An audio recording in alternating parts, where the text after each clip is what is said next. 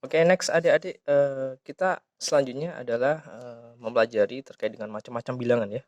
Ada beberapa macam bilangan yang biasanya dibahas di dalam tes potensi akademik.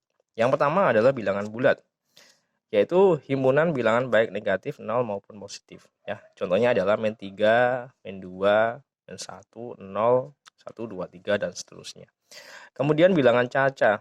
Ya, bilangan caca itu adalah himpunan bilangan bulat positif dan 0. Berarti dari 0 ke bilangan positif itu adalah bilangan caca seperti itu. Kemudian yang ketiga adalah bilangan asli. Adalah bilangan bulat positif lebih dari 0. Berarti dimulai dari 1 sampai 2, 3, dan seterusnya. Ya, itu macam-macam bilangan. Oke. Kemudian nanti ada bilangan prima. Ya, bilangan prima. Ini adalah bilangan yang memiliki dua faktor. Yang pertama adalah 1, yang kedua adalah bilangan itu sendiri. Jadi bilangan prima itu adalah bilangan yang habis dibagi oleh bilangan itu sendiri. Berapa sih Kak angka-angkanya? Ada 2. Karena 2 itu hanya habis dibagi 2 sama 1 ya. Kemudian 3. 3 juga. 5, kemudian 7, kemudian 11, 13, 17, 19, 23, 29, 31, dan seterusnya seperti itu. Jadi intinya dia hanya punya dua faktor prima, yaitu 1 dan bilangan itu sendiri. Kemudian yang kelima adalah bilangan rasional, yaitu bilangan yang dapat dinyatakan sebagai P per Q dengan P Q adalah bilangan bulat dan Q tidak sama dengan 0, ya, atau dapat dinyatakan sebagai suatu bentuk desimal secara berulang-ulang, misalnya 2,677, kemudian pi itu 3,14, min 2 2/7, seperti itu. Kemudian bilangan imajiner yang selanjutnya ya, bilangan imajiner. Ini disimbolkan dengan huruf I ya, huruf I. Contohnya adalah I itu sendiri imajiner min 1. Jadi imajiner itu jika dikuadratkan itu sama dengan min 1.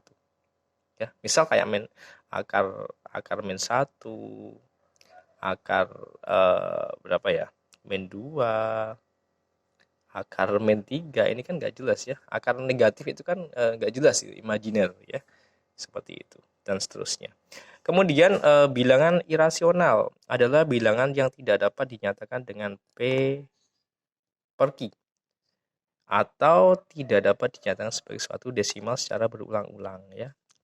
Misalnya log 2, kemudian kemudian akar 7, kemudian imajiner itu sendiri. Yang selanjutnya adalah bilangan real. Ya, bilangan real adalah semua bilangan, baik rasional maupun irasional. Oke. Jadi kalau misalnya di TPA itu biasanya yang perlu kalian tahu itu beberapa sih, seperti kayak bilangan bulat, bilangan caca, bilangan asli, bilangan prima, ya itu, kemudian bilangan real biasanya seperti itu. Bilangan rasional, imajiner, irasional itu jarang sekali digunakan di dalam TPA seperti itu. Oke. Next selanjutnya kita akan membahas terkait dengan faktor persekutuan terbesar atau FPB dan kelipatan persekutuan terkecil ini atau KPK. Jadi ini adalah materi yang sudah kalian dapat semenjak dari SD ya, dari SD. Jadi nanti saya tidak akan membahas panjang lebar, hanya sebatas untuk apa ya istilahnya, membahas contoh-contohnya saja aja seperti itu. Misal di sini ya, kita menentukan FPB dulu lah, FPB misalnya kita menentukan FPB dari 9, 12, dan 18 ya. 9. Biasanya saya akan menggunakan faktorisasi prima, di mana 9 ya itu sama dengan 3 dibagi 3 sama dengan 3 kuadrat ya. Kemudian 12 itu sama dengan dibagi 2 dulu. 6 dibagi 2 lagi, hasilnya 3 sama dengan 2 kuadrat dikali dengan 3. Kemudian 18 itu sama dengan 2, 9, 3, 3 sama dengan 2 dikali 3 kuadrat. Ya, 2 kali 3 kuadrat. Nah, untuk mencari FPB ini adalah semua bilangan yang dimiliki oleh semua bilangan tadi.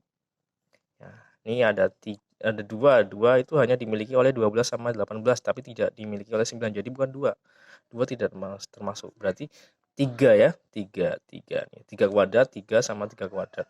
Nah, kalau FPB itu dicari yang paling kecil adalah 3. Berarti F ini di sini aja. FPB-nya sama dengan 3 seperti itu. Nah, kemudian yang selanjutnya adalah menentukan KPK. Sama menggunakan faktorisasi prima. Nah, seperti ini. 6 dibagi 2, 3. Sama dengan 2 kali 3. Kemudian 12 dibagi 2 sama dengan 6 dibagi 2 lagi 3 sama dengan 2 kuadrat dikali 3. Nah, kalau KPK ini berarti nanti caranya adalah cari semua bilangan yang dimiliki. Ya, jadi bilangan-bilangan nanti kalian kalikan, misalnya seperti ini. Ini kan 6 punya 2 sama 3 nih, 2 sama 3. Yang 12 2 kuadrat kali 3. Ya, berarti nanti ini kan dimiliki nih. Atau tambah satu lagi lah, misalnya yang satu itu adalah apa ya? 15 kali ya. Nah, jadi kita cari 3, 12 sama 15. Oke, itu akan sama dengan 3 ini 5. Jadi yang dimiliki dari ini 2, berarti kita pakai yang paling besar, yaitu 2 kuadrat. Saya geser ke sini ya. 2 kuadrat. Kemudian ini masing-masing punya 3. Oh ya, 3 berarti. Ada 3. Oke. Kemudian ini 5, berarti 5. Walaupun yang lain nggak punya.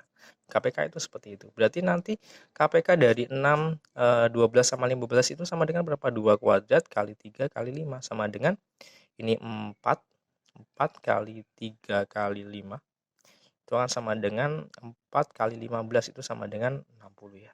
Oke. Jadi KPK 6, 12 sama 15 itu adalah 60.